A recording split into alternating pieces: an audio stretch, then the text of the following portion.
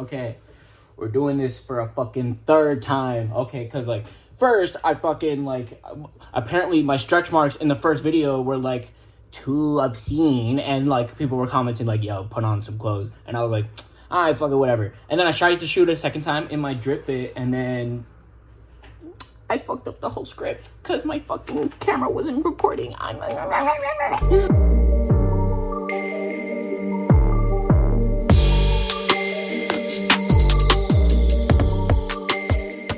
So, today we're going to be talking about apprenticeships. How I started, how you're going to start, and, you know, get some tips and tricks to, like, you know, working in the tattoo industry. And maybe you learn something, maybe you don't, and maybe you just want to watch me, like, struggle a little bit, because it's my first video, so, you know, I'm nervous, I might fuck up a little bit, but, like, it's not your job to comment, like, oh, bro, like, there's some boogers in your nose. So, first, how to find an apprenticeship.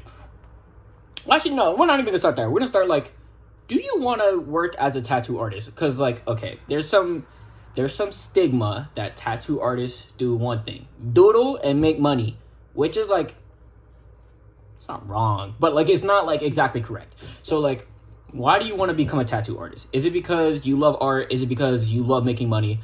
Because, you know, let's start with the money part, because for the first few months of my apprenticeship, you don't make dick. I would trade tattoos for vapes and McDonald's, like, straight up, because, like, you need practice, you need to work on skin, and the only way you're gonna convince someone to permanently fuck you up, like, fuck them up, is, like, I mean, it's cheap. Can't beat cheap. So, like, for the first few months, you're not gonna be making no bread. Like, first weeks, months, years. Like, some apprenticeships last that long. 2 years is, like, the longest I've heard. So, just know for a while, depending on what state you're in and what are the rules of your tattoo shop, you won't be making money. You won't be making money for a while. Second, you need to love art. Half this job is sitting in a chair for an extended period of time and, like, making art. So, like, if you have a problem with being patient, if you don't like sitting for too long, I guess you could break it up into sessions, but, like, you want to be quick. You don't want to be bringing the same person back to back to back to back. You have to be, like, in love with watching your process grow and sitting in those chairs for those long ass hours with your back sitting over like this. You gotta love it. You gotta love it, because it's not easy. So once you decided, like, yes, I want to be an artist, yes, I wanted to put in the work, now it's time to get prepared. So, you ever heard of a portfolio? It's like the artist version of a resume. It's really simple. You grab all your artwork, laminate it, binder. Todo. That's it. That's all you need. The stuff that, like, you could show an artist and be like, yeah, this is the stuff I like to draw, and, like, this is what I'm good at. Like, have those put together. Like, my portfolio, like, I have, like, a couple of my designs in here, like, stuff I want to do, some flash, and all that stuff.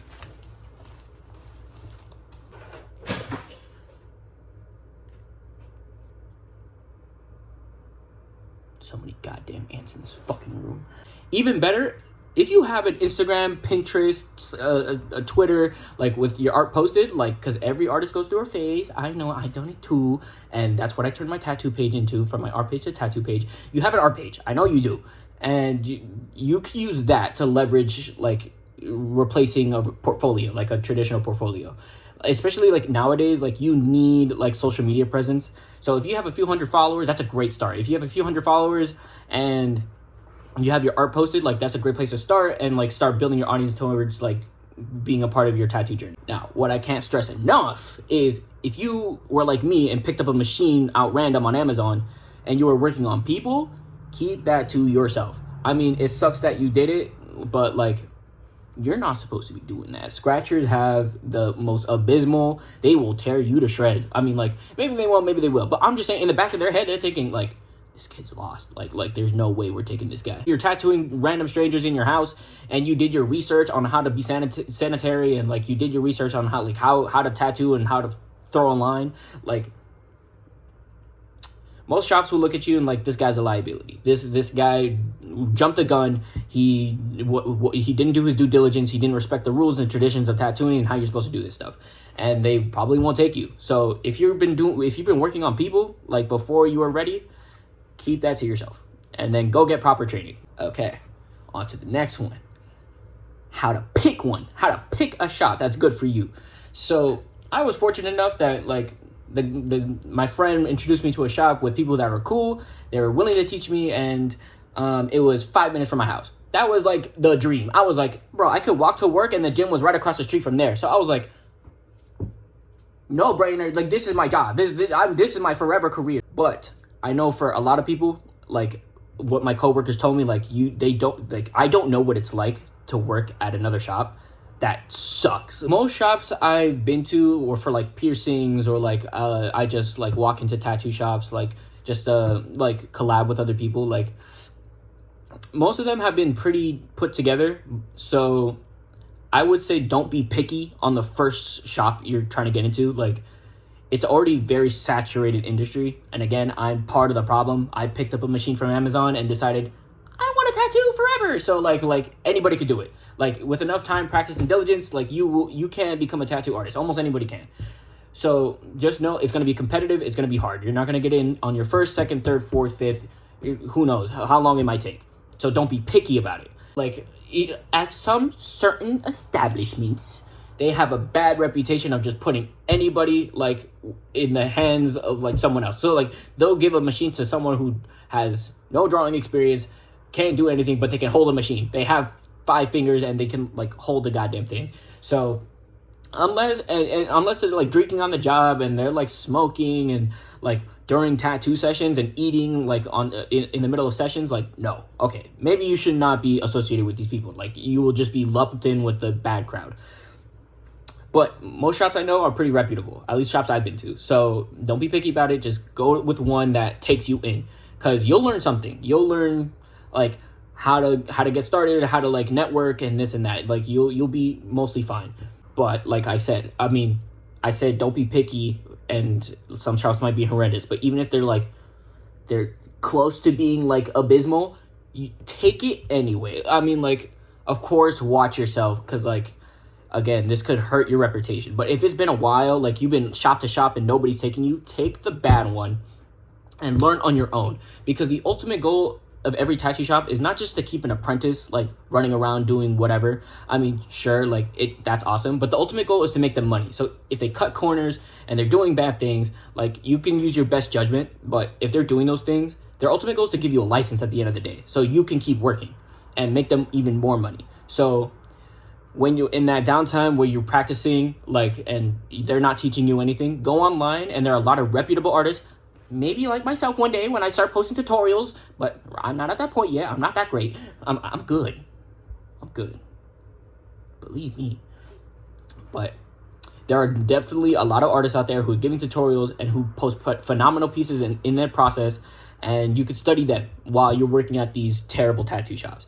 And though you're not learning anything from them, you'll learn something online. And as you practice, as you keep working on those lines, and as you keep like getting better at tattooing, they'll get your license, and then you can get the fuck out of there. Then you could leave. Leave, because you don't want to be associated with these people. Don't even tell people you're working as a tattoo artist. Keep that under wraps as long as you can until you find a shop that actually gives a fuck. Now, here's what to expect out of being an apprentice.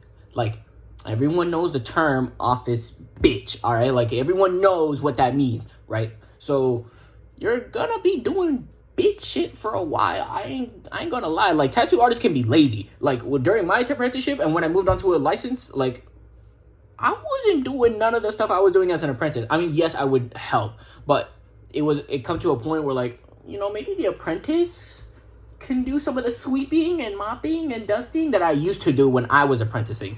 Like, I would come in every morning. They gave me a key pretty early on, and they said, open the shop, clean it 30 minutes before opening, and wipe down the bathrooms, clean the floors, dust, and that is fine. Expect that, because you're helping the flow of the shop. You're helping ease the flow. So you will be doing it for free most of the time. If you get a paid apprenticeship, you are blessed, all right? Like, I'm not even sure if I've heard of that, like a paid apprenticeship. No say. I have never heard of that. But you'll be doing it for free, and you'll be doing stuff that doesn't seem like work, like work that you should be doing, but 14A2H. Yeah, you will be doing work that doesn't seem like the work you should be doing, but it helps. It helps them, and then in trade for your physical labor, they'll trade you knowledge. Knowledge that you desperately need because you don't know shit. All right, you don't know nothing. You don't know nothing about tattooing. These guys have probably way more experience than you by like several decades. So take it where you can. Just know that it's gonna happen. But know the difference between doing office bitch shit and then purely just a slave. All right, like can I say that word? I could say that word. I don't know if you could say that. I mean, I could say that word, but like you're being taken advantage of. All right, that's a better way to put it. If you're being taken advantage of, and every time you're going to practice, they're calling you to do something else, and like they're not teaching you anything, then okay, all right. Like if they're not teaching you, that's one thing. And they like I said in the last point, like if they're irreputable and they're careless, fine, but like cool, but if they're dragging you away from things that you should be doing, like to become a tattoo artist, then it's time to leave. Like it's time to get out, because like you're wasting time, you're wasting money on these supplies and time you should be spending like practicing. Now here's the plus. I mean, now we've been talking about a lot about bad like shops and what they might do to abuse you, but you know they're doing good if like tattoo artists, like other artists in the shop, will come up to you and be like, hey, what are you working on? Do you need help with anything? Like this and that. That's what was my mostly experience. Like some of my coworkers now, like when I was apprenticing, would come up to me and be like, oh, dude, like, well, first, no, it wasn't nice at first. First, because I was like in my bag. I was like, yo, I finally made the jump to be an artist. Like I'm practicing. Like I'm ready to start tattooing people. And they were like, no, you need to practice. And I was like, all right, fine, I'll practice. So I practice every day, and they peek over my shoulder and say like, oh, this is ass. Like this is dog shit, buddy. Like what are you doing? And I was like, what do you mean? And they would teach me how to actually like work, because in my experience working in digital art or like in traditional art, like pressure sensitivity was like I could play with it however I pleased. Like there was no risk to me slamming a pencil into a sketchbook or like upping the pressure sensitivity on an Apple Pencil or on Procreate. So I would just like, however I can hammer in and packing in color, I do it that way. And they lost their mind. They're like, what are you doing? Like imagine that skin was a person. You have, your mag is hanging out this far from your tube. You're crazy. Like you're gonna kill somebody. And I was like, okay. And they would teach me how to do it properly. So if they're doing that, if they're being tootling, if they're being great mentors, and like hanging over your shoulder sometimes occasionally and checking up on your work and giving you advice, then you're in the right place. Like you are dead set and well on your way. I was in a room, like in a closet space, working on stuff. Like it was a nice little setup. It had mirrors, it had like all the proper setups and lighting, and I could work. But I would hide in that room a lot, especially earlier in my apprenticeship. I was hiding away because I didn't know how the industry worked. I didn't know what I was supposed to do. So I was just like, I'm gonna practice, and then if they come and say something, they'll say something. But there had been days like I just worked the whole day, think I did a good job, and no one would tell me anything. Like they wouldn't pay attention to me, and I'm like, that's weird. But no, it's not. Like they have to worry about themselves too. Like artists like have to worry about themselves, and they can't be holding your hand 24/7, making sure you're doing the right thing. Sure, if they care enough about making money, like maybe, but like the most of this tattoo industry is like, it's on your shoulder. Like making a tattoo business out of yourself, making a tattoo artist out of yourself is mostly on your shoulders. Like no one's gonna hold your hand. This is not like, and you don't get paid for this stuff. Like you don't, like the mentorship is like a two-way street. Like they don't get paid for like teaching you, and you don't get paid for doing work for them. So if you don't care, they don't care. Like, and they will kick you out if you're wasting time. So, and if you're not getting better, like if you're not like showing decent progress at a steady rate, I just noticed this is at maybe I should keep this at if you're not showing decent progress and you're wasting time and not asking questions and not being diligent, then they might just kick you out because you don't care. But don't be shy. Ask for help. Like it's okay to be like, hey, I don't know if I'm doing this right, or how should I do it? Like I want to do shading this way, or I want to learn how to do smooth shading with like different colors and this and that, or how to throw a line properly, and they'll help you. So yeah, that's how you know you're in a good place. Like if you're in a good place, like they'll be teaching you, they'll be helping you. And that's all there is to it. Like as far as that, like, just to go over, like, know you want to do this because it's going to be hard for a long time and you will struggle, but that's okay because it is met with great rewards and a fun, like, career, and honestly one of the best careers out there, because like tattooing is fun as shit. And then you want to make sure you have your stuff ready. Like, you want to make sure like you're well put together as in social media presence, or like a portfolio that you know what like what you're good at and what you're willing to like give to these tattoo shops. And then how to find the right place and how to stay away from the bad places. Like, stay away from the bad places. Like, and you, like, my point was, like, it's gonna be hard. If you find a good shop, awesome. If you find a god awful shop, leave. But like, we watched the video, so we know what's up. And if you find the right place, stick around. Don't complain. It's gonna be a little bit weird and off-putting because it's not like any other like training job you've ever had. But it's gonna be hard. But appreciate it. Be kind and be willing to learn. Be willing to accept like whatever they give you, because you might not get it anywhere else.